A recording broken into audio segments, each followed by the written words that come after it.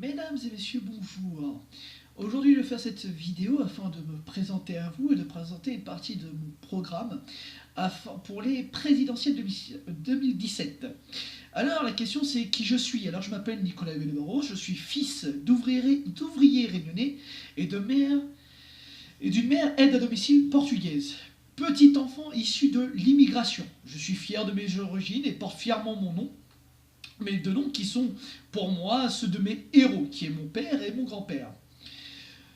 Je suis enfant qui a vécu la souffrance, aussi bien physique que morale, dans les milieux scolaires. Je sais ce que c'est de se lever chaque matin et de vivre dans la peur. Je suis cet élève de collège de zone d'éducation prioritaire. Je comprends les professeurs qui hurlent pour avoir moins d'élèves en classe. On ne peut humainement pas tenir en classe avec une classe de 30 élèves, et ça c'est clair. Je suis l'enfant non seulement exclu, mais aussi en échec scolaire. J'ai été orienté vers un BEP qui ne m'a jamais servi. Je sais ce que c'est de vivre avec la haine en soi et de la subir. J'ai été victime, mais aussi bourreau. Et oui, je me suis vengé de ceux qui m'ont fait souffrir. Je suis cet enfant qui, dès le départ, a eu sa vie orientée sans rien demander. Ouvrier, j'ai donné le meilleur de moi-même pour mon travail, mais j'ai connu la fermeture de mon usine. J'ai ainsi subi la perte de mon emploi, impuissant et affaibli. Je suis l'intérimaire qui navigue de contrat vers contrat sans voir le CDI. De ceux qui bossent et qui se demandent pourquoi aujourd'hui je bosse. Qui ne voient ni le bout du tunnel arriver, et qui à la fin du mois, voire défaut au début, n'y arrive plus. Je suis de celui qui a créé sa société et qui a tout perdu. Je suis de celui qui souhaite pas d'enfant, de peur de vivre. Et surtout de voir son enfant, surtout de lui offrir une mauvaise vie. Qui je suis? Je suis un citoyen qui se bat, non pas pour vivre, mais pour survivre. Je suis monsieur tout le monde, qui se sent trahi par ceux qui l'ont mis au pouvoir, trahi par ceux que j'ai votés. Je suis en colère de voir que rien ne change et qu'on m'en demande toujours plus. Pouvoir des politiques gagner bien leur petite vie comme des petits seigneurs pendant que moi, je me bats pour ne pas sombrer. Je suis simplement un homme, pas un politicien. Je représente tous ceux qui ne peuvent pas crier. La différence entre moi et les politiques, c'est que moi, je vis la vie de chaque concitoyen, chaque jour. Je sais ce que c'est la souffrance, la douleur, le combat, et je me bats pour que demain soit meilleur. Je ne vois pas la vie d'une tour ivoire, je la subis. Qui je suis? Je suis simplement vous, je suis chaque citoyen. La question est, que voulez-vous? Continuez à voter pour ceux qui ne comprennent pas notre vie, qui ne savent pas ce que c'est la galère, la vie en règle générale, qui vous disent qu'ils comprennent, et une fois au pouvoir, ils nous montrent leurs mensonges. Moi, personnellement, j'en en veux plus. C'est pour cela que je me présente à vous. Élu n'est pas un métier. Élu n'est pas un métier. Il n'y a pas de diplôme pour être élu.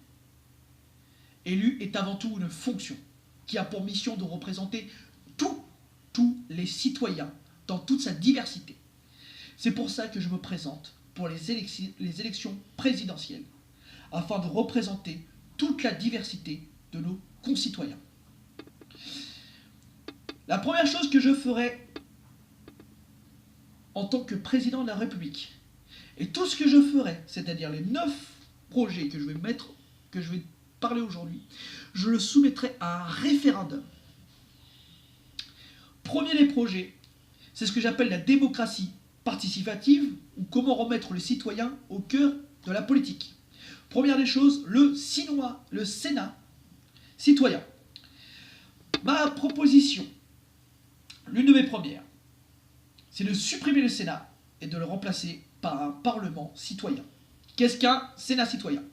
C'est un Sénat composé de citoyens choisis par tirage au sort parmi le peuple, comme un jury lors d'un procès d'assises. Il sera composé de 50% d'hommes et de 50% de femmes, de toute origine, âge, de couleurs différentes, afin d'être le plus représentatif possible du peuple. Pour la première fois, des personnes en situation d'handicap seront à cette assemblée. Personnes souffrant de surdité, des personnes en chaise roulante, des personnes aveugles, des places leur seront automatiquement réservées, ainsi que des dispositions pour leur handicap. Aides-soignants, traducteurs de langue des signes, ordinateurs spéciaux, tout pour améliorer leur espace de travail. Alors, pour être éligible à cette sélection, avoir 18 ans, un casier judiciaire vierge, être inscrit sur les listes électorales. Tout sénateur est renouvelé tous les 5 ans. Une personne sélectionnée a le droit, bien sûr, de refuser. Ce n'est pas une obligation. Le nombre de sénateurs est de 348, dont 10 sièges pour les personnes en situation d'handicap. Ça, c'est automatique. Les avantages ne seront plus les mêmes.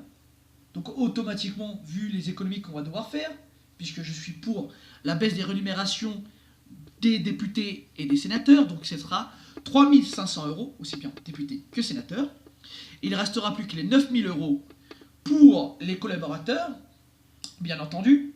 Donc les collaborateurs sont les personnes avec qui on va travailler. Les collaborateurs pour les sénateurs seront les mêmes que les anciens sénateurs. Ça ne changera pas, ce seront maintenant des embauchés à l'État. Bien entendu, pour les personnes ne pouvant pas toujours se déplacer, la gratuité des transports, pour les dom-toms, gratuité des avions, et le logement sera pris maintenant en charge par l'État. Le Sénat citoyen sera force de proposition. Il sera le législateur. Afin, il décidera des lois du gouvernement qu'il devra appliquer. Le Sénat travaille avec 2 partenaires, le CESI, le Conseil économique, social et écologique, et la Cour des comptes.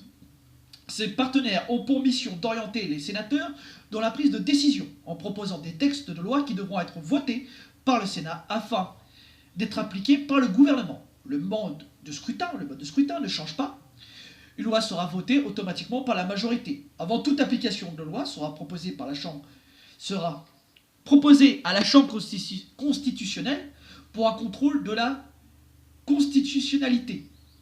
Seul le président a le droit de veto, mais devra le justifier automatiquement devant le Sénat. Pour ce qui est du CESI, le CESI est un conseil consultatif, qui existe d'ailleurs déjà. Il pourra être saisi par tout citoyen, par des associations ou encore des syndicats, s'il souhaite proposer par exemple des lois, ou changer une loi. Le CESI aura pour mission d'écouter, de faire un rapport, et si le sujet est conforme à la Constitution, il pourra être proposé au Sénat citoyen afin d'être étudié et voté. Seule la loi, et je le dis clairement, seule la loi du mariage pour tous ne sera jamais touchée. Je mettrai mon veto là-dessus. Le gouvernement sera composé d'un président de la République et de 20 membres, au lieu de 39 aujourd'hui. Alors, 39, il y a 19 ministres et 20 secrétaires d'État. Le salaire du président sera de 5 000 €, ainsi que le salaire de ses ministres. Donc, baisse des salaires. Il n'y aura pas de renouvellement du parc automobile. Il faut être clair. C'est-à-dire qu'on reprendra les voitures des anciens ministres et des anciens présidents. Le président de la République ne fera que 5 ans, un seul et unique mandat. Le Premier ministre et les ministres en général. Le Premier ministre sera choisi par la majorité parlementaire, c'est-à-dire que lorsqu'il y aura les législatives, il y aura automatiquement une majorité qui vont s'en sortir, qu'elle soit de droite, qu'elle soit de gauche. Le Premier ministre sera issu donc de cette majorité. Une fois désigné, le président et lui vont composer le gouvernement. Les futurs ministres seront choisis parmi les députés qui souhaitent, peu importe le ministre, que ce soit député ou extérieur des députés, qui souhaitent devenir ministres. Donc ils devront être auditionnés automatiquement par 4 personnes choisies au sein de l'Assemblée nationale et du Parlement citoyen, du Sénat citoyen. Ces personnes, ce jury, sera automatiquement tiré au sort pour être le plus impartial possible. Donc, toute personne qui souhaite devenir ministre devra automatiquement passer devant un jury, selon les différents ministères.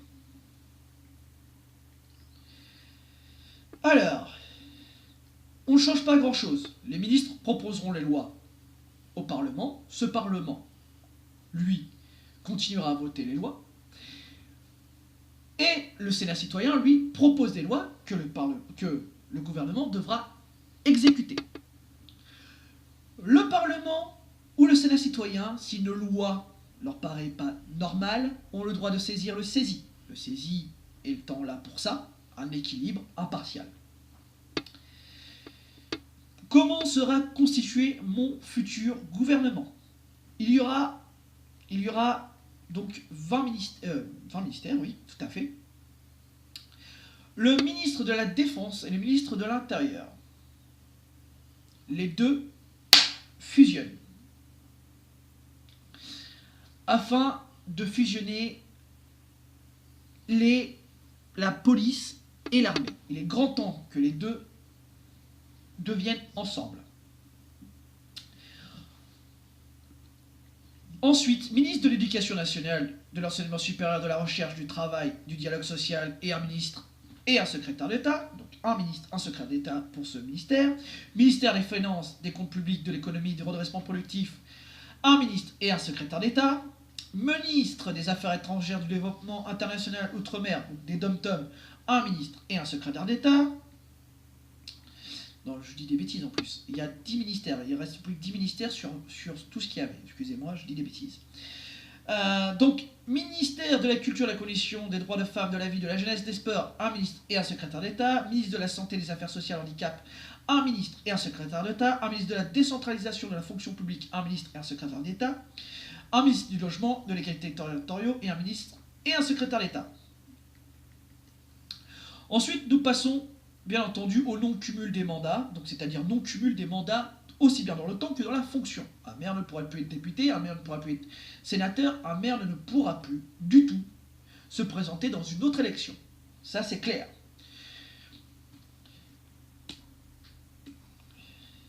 Il y aura donc, pour les maires, comme il y a fin de cumul des mandats, baisse des indemnités. Elle sera plafonnée maintenant à 3 000 €. Par contre, augmentation des indemnités des petits maires. Donc c'est-à-dire entre 100 et 1000 habitants, qui était hier à 500, elle passera à 1100 €. La proposition de la Nouvelle République est simple. Fin des cumuls des mandats de tous les élus à tous les nouveaux, baisse des indemnités des députés et des sénateurs, ainsi que le président et les ministres. Non-renouvellement des voitures de fonction, fin des privilèges des élus, démocratie participative. L'État ne versera plus d'argent à des partis politiques. On parle ici de 80 millions d'euros chaque année. Les partis politiques devront vivre de leurs cotisations et de dons de personnes physiques, plafonnés à 7 500 €. Leur compte devra être toujours présenté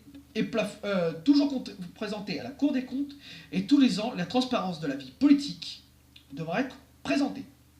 L'État ne remboursera plus les campagnes politiques afin de mettre tous les partis au même niveau. L'État ne remboursera plus les campagnes politiques, même les plus petits. Pour cela, l'État mettra en place le vote électronique, comme cela se fait au Havre déjà depuis 10 ans. Une présentation sera faite par l'État avec des vidéos devant les journalistes pour une explication. Le but étant de faire des économies en moyenne de 200 millions d'euros chaque année. Les anciens présidents verront leur mode de vie baisser. On mettra un budget de 500 000 € par ancien président. Le président François Hollande sera le dernier président à avoir une indemnité de fin de mandat. Moi, en tant que président, je ne recevrai plus d'indemnité de fin de mandat. Toutes ces propositions, comme je l'ai dit, seront soumises automatiquement à un référendum. Et nous sommes d'accord sur la fin des privilèges, bien entendu, des premiers ministres et de tous les ministres. Ceci était pour le premier programme. Alors je vais vous dire que c'est long. Ensuite, l'éducation. On va aller plus rapidement, parce que du coup on va rentrer dans une phase importante. Toujours pareil, ça sera soumis à un référendum. Donc si les Français ne le souhaitent pas, on ne le fera pas. C'est clair. Voilà. Donc, automatiquement on rentre dans l'uniformisation de la maternelle au collège, afin d'éliminer toute différence de richesse extérieure pour mettre les élèves au même niveau, que ce soit leur âge, leur sexe, leur couleur ou leur handicap. Le but étant de développer l'importance de vie en groupe. les uniformes, bien entendu, seront payés par l'État. Alors vous vous posez une question depuis le début, parce que vous vous dites, comment je vais payer tout ça? Eh bien, la France va recréer une monnaie locale, une monnaie française, tout en restant dans l'Union européenne sans s'en sortir. Très important. Pourquoi recréer sa propre monnaie? Parce que de tout temps, on a créé notre propre richesse. Le fait d'être soumis à l'Europe nous empêche de créer notre propre richesse. Et d'ailleurs, c'est pour ça qu'on augmente à fur et à mesure notre dette. En recréant une monnaie locale, ça nous permet de recréer notre richesse, de recréer la consommation. Et d'ailleurs, ça se fait dans différentes régions, des monnaies locales. C'est grâce aux monnaies locales qu'on pourra financer tout ce genre de choses. Ainsi bien, conserver nos écoles dans nos villages, nos hôpitaux dans nos villages, mais aussi pouvoir financer. C'est très important. Je continue, c'était une parenthèse. Donc, ces dépenses forcément seront incluses dans les budgets de l'éducation. Alors forcément, oui, je lis le programme parce que du coup, je vais m'expliquer pourquoi je lis ce programme. Parce que ce programme n'a pas été fait par Monsieur Nicolas Huet de Barros. Ce programme a été fait avant tout par les citoyens dans toute leur globalité. C'est-à-dire que j'ai pris les revendications de chacun en allant dans la rue, sur les marchés, en discutant avec eux. Et j'ai créé un programme complet. Chaque lettre que vous allez lire dans mon programme est faite par des citoyens, par des gens que j'ai rencontrés, peut-être vous, peut-être d'autres, et je l'ai instruit, je l'ai écrit, et voilà ce que ça donne à la fin. Donc c'est pour ça que ça va être long. Je continue. Donc, en restauration, là on passe maintenant que sur du self-service issu du circuit court de notre agriculture régionale. Il va falloir maintenant se mettre à ça. C'est-à-dire, je ne comprends pas qu'aujourd'hui en France, on n'est pas encore passé partout en self-service. En plus des cours classiques, afin de développer l'envie d'apprendre, les élèves auront droit, dès la primaire, de choisir des options qui seront notées. Le but n'étant pas de les mettre en compétition, attention, le but n'est pas de mettre des élèves en compétition. Le but étant de créer l'envie d'apprendre. Et pour créer l'envie d'apprendre, l'envie d'aller à l'école, l'envie d'essayer d'apprendre quelque chose, faut-il encore être motivé. Et dès la primaire, il faut motiver les élèves. C'est ce qui manque énormément aujourd'hui dans nos classes, c'est d'être motivé. En tant qu'élève d'une école difficile, je sais ce que c'est. Donc je dis, il faut motiver. Pour motiver, eh bien, il faut inclure des loisirs. Il faut inclure le sport et même de la culture. Théâtre, sport, mais en option. C'est-à-dire que l'enfant choisit son option. Il peut changer d'option du CP à la CM2. Il peut changer plusieurs fois d'option, c'est pas grave. Ce qu'il y a, c'est qu'il ait envie. C'est-à-dire que ça devient un cours entier. Par exemple, le théâtre devient un cours. Alors bien entendu, certains cadres seront choisis par les directeurs d'école. À un moment donné, on ne peut pas non plus se substituer au directeur d'école. Et par contre, l'apprentissage d'anglais, deuxième langue, commencera dès le CP, avec un vrai prof d'anglais, dès le CP. Afin de soulager les professeurs et de garantir la réussite de nos enfants. Plus de professeurs, moins d'élèves par classe. Un minimum de 15 sera instauré. 15 élèves par classe, ce sera le bonheur. Cela permettra aussi de garantir un accompagnement spécialisé pour les jeunes souffrant d'un handicap. Et oui, mesdames et messieurs, il est grand temps aujourd'hui qu'on commence à se dire qu'il faut qu'on intègre les enfants handicapés à l'intérieur de notre école. C'est très important. Je trouve qu'aujourd'hui, on exclut les enfants handicapés. Aujourd'hui, il est grand temps qu'on les intègre à nos écoles.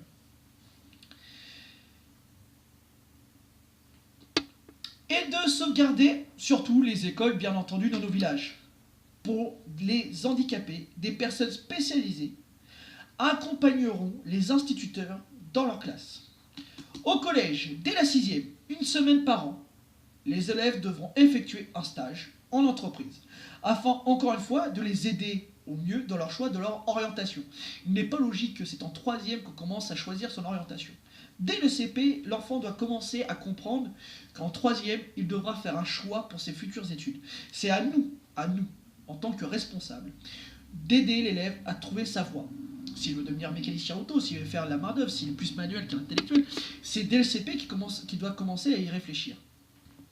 Donc, une semaine par an, ce qui n'est pas énorme, pour faire un stage, pour moi, je trouve que c'est une bonne solution. De plus, dès la 6e, des cours de philosophie seront mis en place afin de développer un esprit critique et indépendant. C'est pas parce qu'on a un uniforme qu'on ne doit pas être indépendant. C'est pour ça que dès la 6e, il faut créer un esprit critique. Et pour moi, la philosophie fait partie des choses qui peuvent permettre réellement de créer un esprit critique, de créer une réflexion. Et on doit permettre aux élèves ces réflexions. Pour moi, tout commence dès l'enfance, donc donnons-leur une chance. Bien sûr, et c'est la plus grande polémique, suppression des écoles privées. Je sais ce que vous allez dire, oh là là, suppression des écoles privées. Elles vont devenir toutes publiques. Pourquoi? Pour donner une égalité des chances à tous. L'argent ne doit pas être un gage de réussite dans une république. Et non, mesdames et messieurs, l'argent ne doit pas être un gage de réussite. C'est pas parce qu'on paye une école qu'on paye la réussite de nos élèves. On doit tous être au même niveau. Nous sommes dans une république, dans une démocratie. Il ne devrait pas avoir d'école privée. Il ne devrait pas avoir d'école privée. Et ça se fait dans des pays nordiques. Et il y a une réussite. Bien entendu, il y a aussi la suppression des notes. On viendra à fur et à mesure la suppression des notes. Je pense qu'il faut déjà accepter cela, et ensuite on viendra à la suppression des notes. Comment on va faire? Pour les études supérieures, pour moi, il faut absolument que nos étudiants aient des logements gratuits. Il n'est pas normal qu'aujourd'hui des étudiants ne puissent pas se loger. Il n'est pas normal que des étudiants ne peuvent pas faire des études à cause de leur logement, parce que leurs parents issus de milieux modestes ne leur permettent pas de pouvoir faire les études qu'ils veulent. Ils doivent travailler en plus de leurs études. Je pense qu'il faut absolument que les enfants ne travaillent pas pour leurs études. Enfin, je veux dire, ils ne doivent pas travailler parce que leur étude est importante. Donc pour moi, la jeunesse est la pupille de notre nation. Et nous devons faire tout ce qu'il faut pour que cette jeunesse se sente bien. Pour garantir une réussite à tous, les écoles supérieures devront sélectionner leurs élèves de deux façons. D'un côté, les dossiers, comme ça se fait à l'heure actuelle, afin de récompenser bien entendu la réussite. Mais de l'autre, par tirage au sort. Vous allez comprendre que j'aime le tirage au sort, c'est vrai. Afin de garantir l'égalité des chances et ainsi que l'accessibilité à tous. Et oui, l'accessibilité, encore une fois, on y revient. Parce qu'il y a des personnes en situation de handicap qui ont toutes leurs facultés et on ne les prend pas juste parce qu'ils sont handicapés. Et ça, c'est pas normal. C'est pour ça que le système de tirage au sort permettra à des personnes en situation de handicap d'atteindre des hauts niveaux scolaires. Ça, c'est important. Et c'est normal aujourd'hui dans une république qu'on pense à ça. Le revenu de base, le revenu universel, sera versé à nos étudiants. Ainsi, ils pourront aller dans toutes les filières qui les intéressent sans sélection préparatoire. Nous sommes donc au deuxième. Nous arrivons au côté économique. Comme je vous l'ai dit, on recréera notre propre monnaie. Maintenant, on arrive à ce que j'appelle le revenu universel. Le revenu universel, c'est quoi? C'est un revenu qui, dès l'âge de 18 ans, tous les Français vont percevoir. Tous les Français. Même mariés. C'est-à-dire que même si vous êtes marié, votre conjoint ou votre conjointe recevront cette indemnité. Cette indemnité, c'est 800 € par mois. Que vous travaillez ou non. Alors vous allez me dire, ah ouais mais non, ça va créer des assistés et ainsi de suite. Pas du tout. On ne peut pas vivre avec 800 € par mois. On ne peut pas vivre avec 800 € par mois. Rien qu'avec les loyers, rien qu'avec tout. On ne peut pas vivre avec 800 € par mois. Donc ça ne va pas créer de personnes qui vont profiter. Ça remplace quoi? Le RSA, l'APL et certains avantages. Et oui, parce qu'on ne peut pas tout financer non plus. Donc il y a certaines choses qui vont disparaître. Encore une fois, ceci sera discuté à l'Assemblée nationale, sera discuté au Sénat et sera encore une fois discuté avec les citoyens. Dans toutes les régions, nous allons ouvrir des débats sur le revenu universel. Et ça sera choisi encore une fois, je le dis encore une fois, par référendum. 9 projets, 9 référendums. Une grande réforme sociale contre l'évasion fiscale. Et oui, mesdames et messieurs, il est grand temps que nous punissons l'évasion fiscale.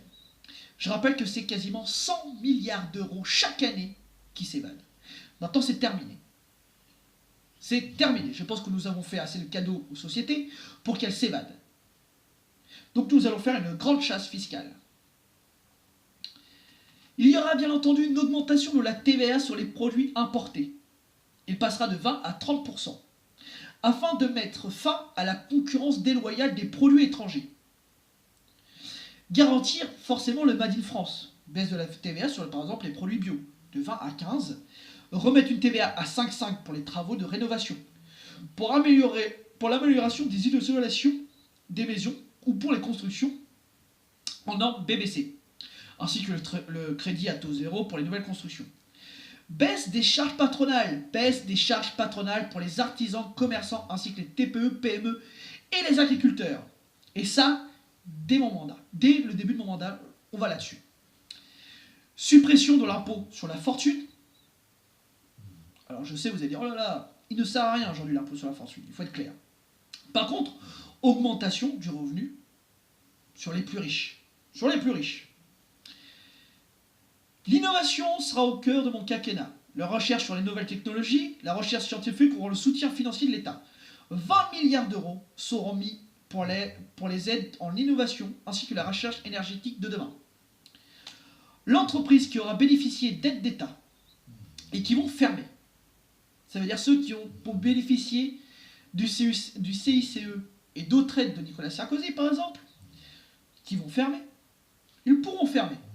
Aucun souci, qui ferme. Par contre, il y a deux solutions. Soit ils remboursent les aides qu'on leur a fournies pour fermer, soit ils nous donnent à l'État l'outil de production. C'est-à-dire, les outils de production resteront en France, tout comme son savoir-faire. L'usine appartiendra à ses employés, sous forme d'une coopérative, pour laquelle l'État sera garant. Le président deviendra son porte-parole dans le monde. Au début de ce processus, l'État désignera un fonctionnaire pour diriger et aider sur le plan administratif. Les bénéfices seront partagés à part égale entre tous les employés. L'État ne versera aucune compensation à l'entreprise qui décide de fermer, dans le sens où l'État les a déjà aidés. Les grandes entreprises qui ferment et ont eu les 40 milliards d'euros d'aide, on ne leur versera aucune indemnisation. C'est-à-dire qu'on ne leur versera pas d'argent pour reprendre les sociétés. Bien entendu, le TAFTA ne sera pas accepté en France. Ainsi, nous passerons aussi aux 32 heures de travail. Alors là, vous allez dire, oui, mais 35 heures, ça n'a pas marché. On passe aux 32 heures. C'est-à-dire qu'on ne fait pas 35 heures et avec les RTT, 39 heures. Nous sommes d'accord, c'est ce qu'on fait aujourd'hui. En fin de compte, on travaille 8 heures par jour, on est toujours aux 39 heures et on a des RTT. Ça, c'est la baisse. Excusez-moi de dire ce mot. C'est-à-dire qu'on nous a eu sur ce coup-là. On va travailler 32 heures pour mieux partager le travail. Sauf dans le domaine hospitalier, où aujourd'hui il y a très peu de personnel et je sais à quel point ça a été compliqué de mettre les 35 heures en place. C'est pour ça qu'il y aura des subventions spécifiques pour les hôpitaux, c'est-à-dire qu'ils continueront à travailler comme ils travaillent aujourd'hui, et derrière il y aura des rémunérations plus hautes, parce qu'ils font faire 35 heures au lieu de 32. Ça va être très important de mettre ça. Ainsi que le statut des sages-femmes et des aides-soignantes seront revalorisés. Je pense que ça fait longtemps qu'on ne l'a pas fait, il est grand temps qu'on le fasse. Bien entendu, fin des fermetures des hôpitaux. Aucun hôpital ne fermera durant mon quinquennat, et ça c'est clair. Les services publics sont au public, et non au service de la finance. Pour la sécurité sociale, il est clair qu'il faut diminuer le nombre de médicaments qui ont le même effet dans les pharmacies. Je trouve ça hallucinant qu'on ait encore des produits qui sont dans les pharmacies qui ont les mêmes effets. Il est grand temps que cela cesse, il est grand temps qu'on baisse le nombre de médicaments. Revoir les remboursements des médicaments, favoriser la découverte des médicaments pour les prochaines épidémies. S'intéresser aux maladies peu courantes, développer les autres médecines alternatives. Rembourser le plus grand nombre. Voilà. Nous sommes à l'étape 3. Nous arrivons donc à la 4, qui est ici les droits et devoirs en démocratie. Intérieur. Le budget de l'armée de la police fusionne. Pourquoi fusionner la police et l'armée? Comme je vous l'ai dit tout à l'heure, c'est très important de fusionner les deux ensemble. Afin de pouvoir mieux armer notre police, recréer les 10 000 emplois de policiers supprimés par les anciens présidents. Le devoir du gouvernement est de protéger nos citoyens, mais aussi d'informer. Ainsi, la police de proximité sera de nouveau présente dans les quartiers les plus sensibles. Je ne suis pas contre le fait que des policiers fassent du foot avec les jeunes. Pas du tout, au contraire, je suis pour.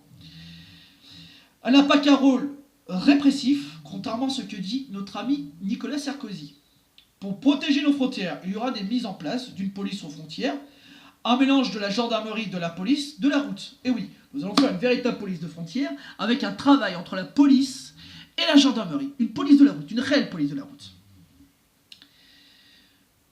De plus, nos frontières seront équipées de caméras avec reconnaissance faciale, voire avec la start-up française Netammo.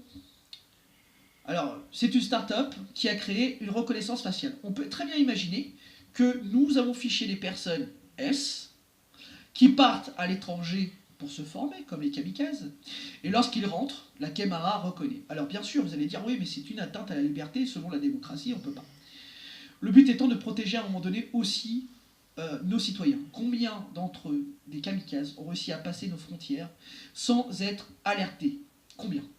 Il est grand temps qu'à un moment donné, on fasse quelque chose. C'est la proposition que je fais. Je ne sais pas sûr si elle est bonne ou si elle est mauvaise, le risque zéro n'existant pas. Je fais quand même cette proposition.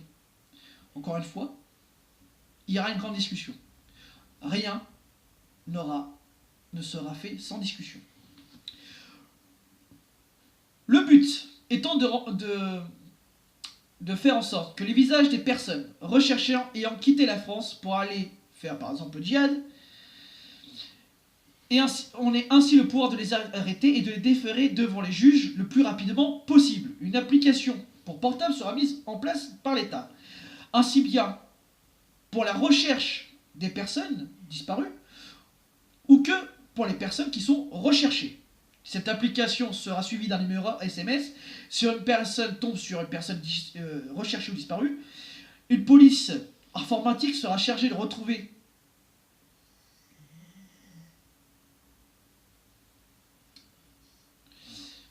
excusez-moi. Une police informatique sera chargée de retrouver tout ça. C'est-à-dire qu'en fin de compte, au moment où on donne, avec l'application, hop, on prend la photo et que la personne est vue, on envoie ça à un fichier, la police étudie son fichier pour voir si c'est la bonne personne, et si c'est la bonne personne, on indique aux polices de proximité où se trouvait cette personne. Très important.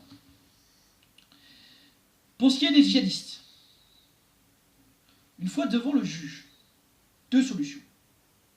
Que ce soit djihadiste ou terroriste en général. S'il est actif et qu'il a un danger clair pour notre pays, sa peine sera la prison à vie. Je vais créer, oui, la prison à vie. Oh mon Dieu, dans un pays démocratique, la prison à vie. La prison à vie aura pour mission d'emprisonner seulement les personnes dites dangereuses. Ce n'est pas à l'État de choisir qui est dangereux. C'est pour ça qu'il est grand temps de faire en sorte que la justice soit libre. Justice libre, c'est justice démocratique. La prison ne doit pas être punitive. Pas dans le sens où on l'entend. C'est-à-dire que demain, pour les personnes qui ont commis des petits délits, au lieu de passer par la case prison, de revenir dans la vie et de repartir sur la case prison, c'est ce qui se passe la plupart du temps. on les enverra à l'armée. C'est-à-dire que pendant 6 à 3 ans, ils partiront à l'armée afin de repartir sur un cadre, afin de mieux les orienter, tout un système, tout en réparant leurs délits. C'est-à-dire non seulement ils vont à l'armée, mais en plus ils doivent réparer leurs délits. L'avantage de l'armée, c'est quoi? Je pense que tout le monde le sait aujourd'hui. C'est l'éducation, c'est la formation, puisqu'ils peuvent apprendre un métier, être diplômés et même passer leur permis. En plus, ils seront logés. Ce qui nous permet de continuer à avoir une armée de métier, une armée réserviste grâce à eux. Et qui sait, peut-être que par le biais de l'armée, ils aimeraient rentrer dans la police, dans la gendarmerie, chez les pompiers. Le but étant, c'est de leur donner leur vie après. Ça, c'est pour les délits mineurs. Donc, le but est de vider les prisons qui sont surchargées aujourd'hui de délits mineurs, de les vider et de permettre à remplir nos armées, et de l'autre, d'emprisonner ceux qui sont réellement dangereux. Et là, je parle de terrorisme, de djihadistes aussi, de violeurs, ou d'hommes qui battent leurs femmes. Je rappelle qu'il y a quand même énormément de femmes qui meurent battues par leurs hommes. Donc le but est de protéger les victimes. Et je parle aussi d'assassins, de ceux qui tuent sans aucune raison. Ou de préméditer. Il y a des gens qui préméditent des meurtres. Toutes les personnes considérées comme dangereuses auront une prison à vie. Ils ne pourront plus jamais sortir. L'avantage de ce système, c'est que ça garantit au moins à nos forces pénitentiaires de pouvoir être en sécurité par rapport à aujourd'hui. Les prisons étant surchargées, on n'a pas assez de personnel dans les centres pénitentiaires. Et donc, parfois, il y a des débordements. Là, cette fois-ci, il y aura moins de prisonniers. Et donc, du coup, les services pénitentiaires auront plus de sécurité. Et pourront assurer notre sécurité. Et donc, les évasions. C'est à nous de faire ça. C'est pour ça que je dis ici, la justice sera libre parce que c'est à la justice de choisir comment ils vont condamner ces personnes. C'est la justice qui choisira. Pour la sécurité routière, le permis à points sera supprimé. Par contre, il y a un nouveau barème qui verra le jour. Ce nouveau barème sera fait en fonction de la vitesse. Exemple. De 0 à 10 km, 100 euros. De 10 à 20 km, 200 euros. De 20 à 50, on commence à monter à 1000 euros. Par contre, au-delà de 50, c'est 10 000 euros. Ainsi que toutes les infractions au code de la route sera punies d'une amende. Un clignotant manquant, 100 euros. Un feu stop grillé, 200 euros. On ne rigole pas avec la sécurité. Trop d'accidents sont liés à la vitesse ou au manque d'attention. L'alcool au volant, au-delà du cadre légal, sera sanctionné par la suppression de permis de conduire, sans possibilité de le repasser. Sans possibilité de le repasser. C'est-à-dire que si vous avez 1 gramme, c'est terminé. Le but étant de réduire maximum le nombre d'accidents. Maximum. Notre plus grand problème en France, ce n'est pas forcément que la vitesse. C'est surtout le manque d'attention et le fait que nous ne respectons plus les codes. Il est grand temps que ça revienne. C'est pour ça que nous allons amender lourdement. Pas de permis à points, donc qui explique grosse amende. Ça, encore une fois, c'est une chose qu'on va proposer à fur et à mesure. Bien entendu, je ne suis pas là pour avoir des amis. Mon but étant, c'est de garantir à chaque citoyen la sécurité. Nous arrivons au 5e point, qui est le droit et l'égalité de tous. Droit et égalité de tous. L'égalité homme-femme est plus qu'un droit, c'est un devoir. À poste égal, les femmes gagneront autant que les hommes. Il est grand temps que ça arrive. À poste égal, les femmes gagneront autant que les hommes. Et ça, je m'y engage. Plus aucune différence ne sera faite. En France, comme je l'ai dit tout à l'heure, les femmes souffrent de violences conjugales chaque jour. Donc mon devoir étant de protéger ces femmes, j'ai mis entre 20 et 30 ans ferme de prison. Ça ira jusqu'à la prison à vie. Ça pourra aller jusqu'à la prison à vie. Sans possibilité d'aménagement de peine. Sans possibilité d'aménagement de peine. et un suivi psychiatrique pour les femmes battues, qui sera 100% financé par l'État. 100% financé par l'État. Pour la première fois, il y aura une reconnaissance des personnes transsexuelles. Et la procédure d'adoption pour les couples homosexuels sera facilitée. Le cannabis deviendra légal afin de mettre fin au trafic. Mais aussi, car malgré ces interdictions, nous sommes l'un des pays où il y a plus de consommation. La consommation est la plus forte par rapport à tous les pays d'Europe. Et grand temps qu'on s'y intéresse. Donc cette interdiction est donc ridicule et mobilise des forces de police qui pourraient être ailleurs. De plus, le légaliser permettra mieux de le contrôler et de pouvoir intervenir sur les personnes qui en sont dépendantes. Enfin, une personne sous l'effet du cannabis arrêtée au volant sera punie comme l'alcool, donc c'est-à-dire suppression du permis. Pénaliser le client. Alors ça, c'est pour les prostituées. Enfin, de protéger les prostituées. Et là, on reste bien sur protection des prostituées. Je ne dis pas que c'est la bonne chose, je ne sais pas. Encore une fois, c'est une proposition. Il ira grand temps de discuter, une fois élu, avec les associations. Je pense qu'il est grand temps qu'on discute de tout ça. Clairement, je n'ai jamais vu autant de prostituées depuis qu'il y a la loi qui amende le consommateur, j'allais dire consommateur, mais ça se dit pas, qui amende la personne qui va voir les prostituées. Il n'y en a jamais autant. Sur moi, j'ai pu voir le nombre de prostituées évoluer. Pour mettre fin, réellement à un moment donné, à la prostitution, il faut peut-être revenir en arrière. C'est peut-être pas la meilleure solution, mais c'est la solution que je propose. Donc, si nous voulons mettre un terme au début et à l'exploitation, nous devons travailler avec les associations, les organisations, et remettre les maisons closes. Pourquoi remettre les maisons closes? Ça permettra aux associations de pouvoir intervenir rapidement, pompiers et à la police. De l'autre, de mieux contrôler ce qui se passe. Si nous voulons que la prostitution, à fur et à mesure, disparaisse, nous devons faire en sorte de mieux le contrôler. Exactement comme la drogue. Si nous voulons que les gens arrêtent de se droguer, il faut qu'il y ait un accompagnement. Aujourd'hui, la prostitution, elle se fait comment? Elle se fait dans la rue, et elle se fait aussi sur Internet. Et nous n'avons aucun contrôle.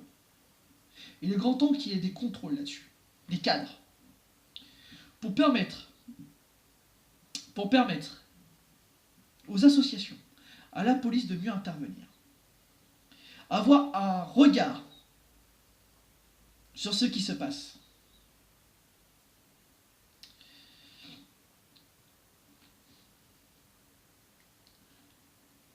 Bien entendu, le droit à l'accessibilité que je défends ne sera plus reculé. Il va falloir travailler encore une fois avec les associations. C'est pour ça que le CESI existe. C'est pour ça que le CESI existe.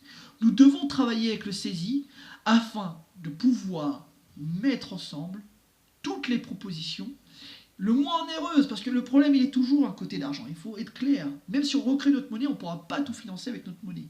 Donc il faut qu'on trouve des solutions rapidement mises en place qui permettra, en fin de compte, de ne pas faire reculer cette loi sur l'accessibilité.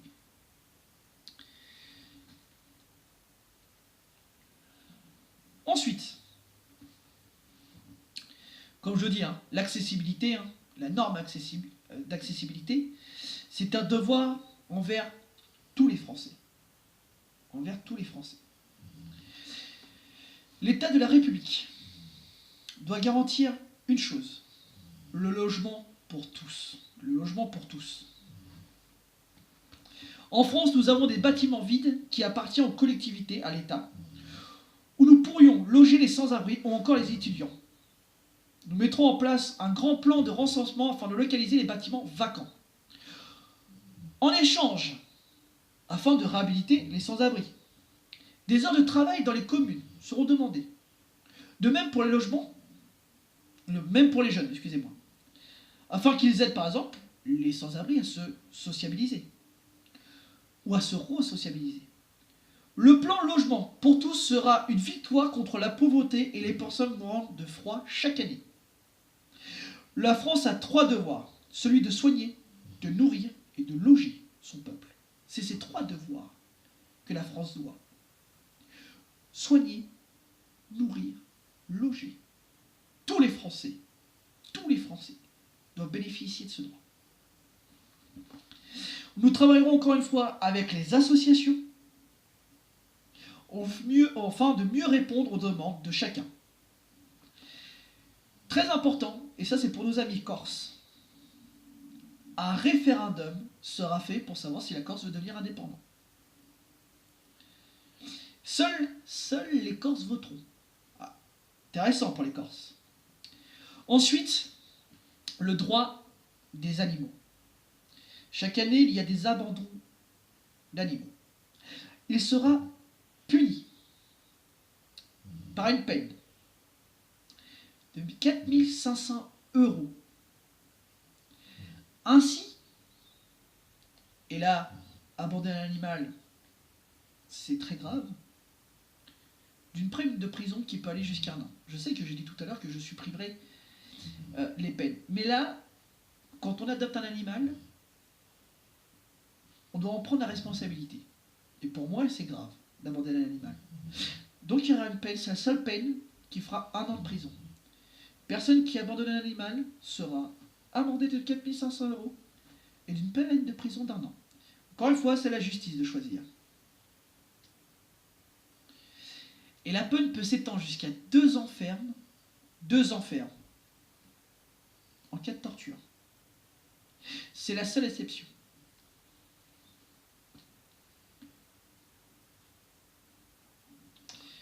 Notre sécurité extérieure. La France ne peut plus s'engager seule dans les conflits. Il est grand temps que l'on fasse une coalition avec les autres pays de l'État membre de l'Union européenne, ainsi que de l'OTAN. Certains d'entre vous diront, oui, mais l'OTAN, non. Il est grand temps que nous travaillions aussi avec l'OTAN. Agriculture, pêche. Alors bien entendu, nous devons revenir à une agriculture plus raisonnée. L'hyper-agriculture est un échec. L'hyper-agriculture est un échec. Je pense que là, tous les agriculteurs seront d'accord sur ça, que produire un maximum est un échec. Nous y sommes en échec. Donc c'est pour ça que nous devons revenir à une agriculture de base, celle de nourrir d'abord un pays. De même pour la pêche. Nous continuerons bien entendu à vendre dans des autres pays, à plus petite quantité.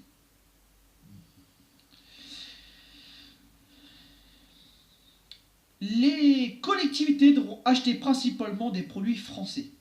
Pour la restauration, cela sera une obligation. Plus de hausse de la TVA sur les produits importés. Les agriculteurs, eux, verront leurs charges baisser. Et ce que je demande en retour, c'est une baisse des pesticides de 50%.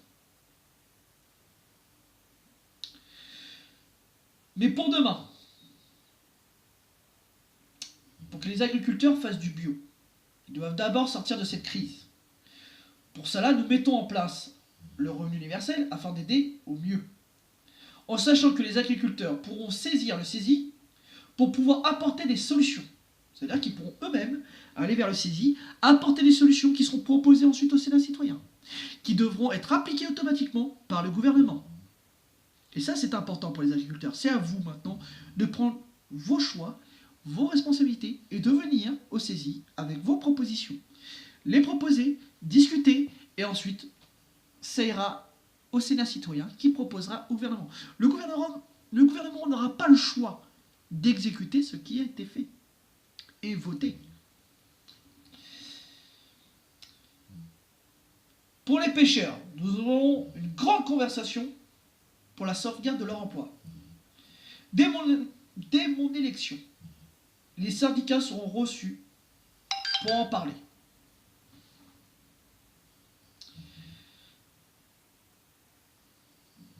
Nous arrivons au programme 7. L'écologie, qui est une part importante. La France doit être le pays de l'avant-garde en matière énergétique.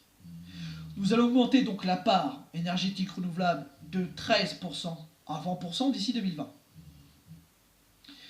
Les centrales nucléaires les plus vétustes devront fermer par sécurité, et ça c'est logique. Mais il faut qu'on soit réaliste. Nous ne pourrons pas toutes les fermer.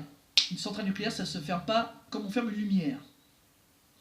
C'est pour cela que nous devrons refaire des recherches afin de trouver comment recycler ces déchets. Et oui, une centrale nucléaire, c'est rempli de déchets. Eh ben oui. Donc, nous n'allons pas les enterrer, nous n'allons pas les mettre en pleine mer, il va falloir trouver le moyen de recycler ces déchets. De quelle manière nous devons travailler dessus. Nous ne pouvons continuer à les enterrer. Donc, automatiquement, la recherche sera nécessaire sur les centrales nucléaires. Et nous ferons la première expérience sur Fessenheim. Puisque Fessenheim doit fermer, nous fermerons Fessenheim. Et nous commencerons les premières expériences sur Fessenheim, comment recycler ces déchets.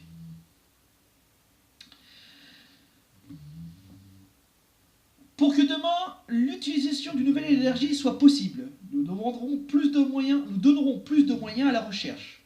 La France travaillera avec les jeunes talents pour trouver des solutions nouvelles. Une aide à la recherche sur l'énergie nouvelle sera versée. Et l'indépendance de l'énergie pour les particuliers sera développée. L'indépendance de l'énergie, c'est quoi? C'est-à-dire que si vous avez un panneau solaire, si vous avez une petite éolienne, elle ne sera plus reliée comme c'est aujourd'hui au compteur EDF. Non, vous aurez un compteur à part qui vous permettra en fin de compte demain de pouvoir bénéficier vous-même de votre énergie sans la revendre. Donc, les particuliers pourront fabriquer eux-mêmes leur propre énergie sans la vendre à EDF. Ainsi, avec ces mesures et les plans de rénovation, chaque Français pourra profiter de son énergie et de faire des économies.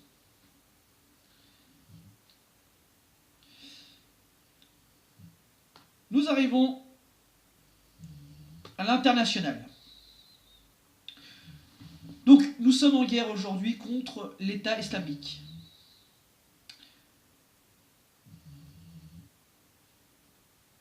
Tant que la coalition continue, la France sera là. Mais il faut penser à l'après. Ne pas répéter les erreurs du passé. Une fois la guerre terminée, nous reconstruirons les villes. Et là, nous allons aider. Nous allons aider les villes ou les pays où on a été en guerre à se reconstruire, à créer une démocratie, à les aider. Ça ne veut pas dire aider, ne veut pas dire prendre le pouvoir à la place d'eux.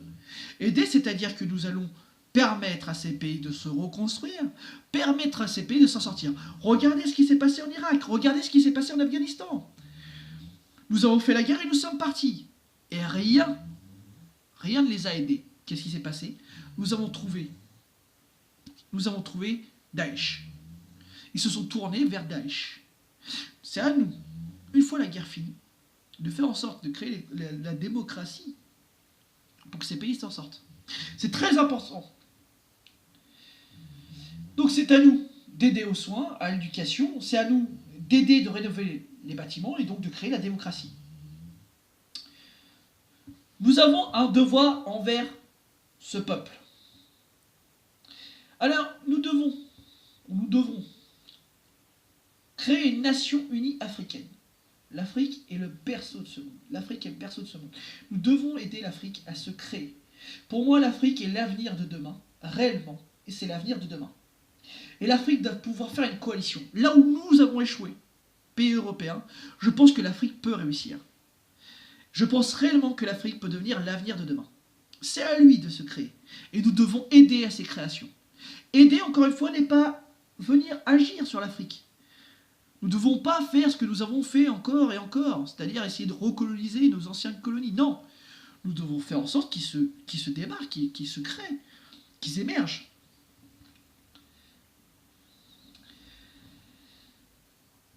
Alors, la France est considérée comme le pays des droits de l'homme. où chacun jouit de sa liberté. Donc nous avons un devoir envers ceux qui fuient leur pays, celui de les accueillir. Et oui, mesdames et messieurs, que ça vous plaise ou pas, nous avons ce devoir. Je rappelle que nous avons fait ces guerres, pas forcément tout de suite. Je rappelle que nous sommes quand même des vendeurs d'armes. Nous vendons des armes aux Arabies Saoudites, nous vendons des armes à la Turquie, nous vendons des armes dans le pays, dans d'autres pays. Et donc automatiquement, quand on vend des armes, ces armes sont forcément vendues à d'autres personnes.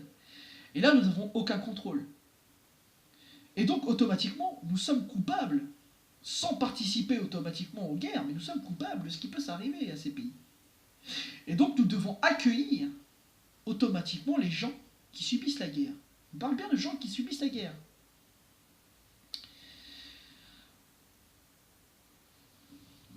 Donc c'est celui d'accueillir, bien entendu, dans la dignité.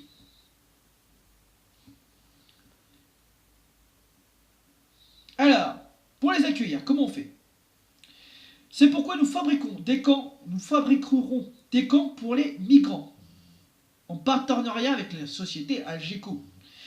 Ils auront à disposition des dortoirs, des douches, des toilettes et des bureaux administratifs pour les recenser et pour les aider à leur démarche de demande d'asile, afin d'éventuellement les rediriger vers un autre pays d'accueil.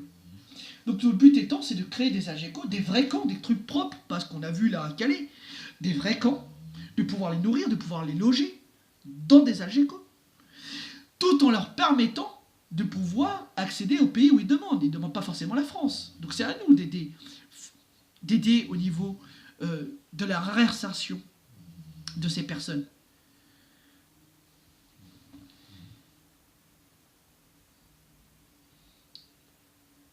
Alors, dans la démarche d'asile, afin d'éventuellement les rediriger vers d'autres pays d'accueil. Nous sommes un pays de droit et de loi. Et nous devons donc les informer, bien entendu, de nos lois, pour que chacun puisse vivre en harmonie. Eh oui, il faut bien les aider. Il faut les aider à comprendre nos lois. Parce que je rappelle qu'ils fuient un pays en guerre. Donc un pays qui a subi l'anarchie. Donc il n'y avait pas de gouvernement. Donc ils fuient un pays, il y avait un gouvernement. Mais là, ils fuient un pays, ils arrivent dans un autre. Ils ne connaissent ni les lois ni les droits. Donc c'est à nous de leur apprendre les droits et les lois. C'est notre devoir. Si un migrant manque à une de nos lois, nous devons d'abord lui expliquer, ce qui me paraît logique. En cas de récidive, la peine sera l'expulsion. Eh bien oui, si nous avons expliqué que c'est pas bien, qu'il ne faut pas le faire, déjà nous, en tant que pays français, si on fait quelque chose, on est puni. Donc il est normal qu'on nous dise, bah non, on n'est pas d'accord avec vous. Vous avez fait une fois, deux fois, au bout de deux fois, voilà. Donc c'est à nous, à un moment donné, de dire désolé, mais là c'est pas possible. Mais toujours dans un dialogue. On n'expulse pas une personne comme ça. Nous sommes le pays des droits de l'homme, bordel. Nous ne les expulsons pas comme ça. Nous devons expliquer pourquoi. Mais avant d'en arriver là, nous avons un devoir envers eux, les nourrir, les loger dignement. Un grand travail avec les associations sera fait, ainsi que les autres membres de l'Union européenne, pour trouver des pays d'accueil. Nous devons trouver d'autres pays. Parce que la France seule ne pourra pas accueillir tout le monde, ça c'est clair. Donc nous devons trouver d'autres pays d'accueil. Et nous devons expliquer pourquoi. Enfin, nous arrivons à la fin. À la fin c'est l'Europe. C'est le traité de Lisbonne qui sera revu afin de respecter le choix des Français lors des référendums 2005. Nicolas Sarkozy, seul, a décidé de signer le traité de Lisbonne, sans demander l'avis des Français, alors que l'avis des Français était non au dernier référendum. Il y a été, il a signé un papier, nous engageons. Il est grand temps qu'on revienne dessus. Voilà, mesdames et messieurs, nous sommes à 1 heure de vidéo sur mon programme. Je pense que c'est assez de m'avoir écouté pendant 1 heure. Donc je vous remercie. Je pense avoir fait le tour de mon programme. Il y a des choses à voir, il y a des choses encore à améliorer. Je pense qu'il y a beaucoup de choses encore à améliorer sur ce programme. Et c'est à vous, mesdames et messieurs, de les améliorer. Je m'appelle Nicolas Huet de Barros. Je suis candidat à la présidentielle et je viens de vous proposer mon programme. Alors n'oubliez pas de me suivre sur laprimaire.org, ainsi que partager cette vidéo. Je sais que 1 heure de vidéo, c'est énorme. Ainsi que Allez sur ma page Facebook, Nicolas Huet de Barros. Allez sur mon blog, Nicolas Huet de Barros, Overblog. Allez sur ma page YouTube. Partagez cette vidéo. Regardez-la entre vous. Je sais que c'est long. Je sais que c'est compliqué. Je sais que c'est chiant. Et la politique, c'est assez chiant d'un sens. Mais le but étant, c'est d'être le plus représentatif possible pour 2017. C'est à vous de m'aider. Mesdames et messieurs, je vous fais confiance et je vous dis à bientôt. Et là, mon programme a été complet.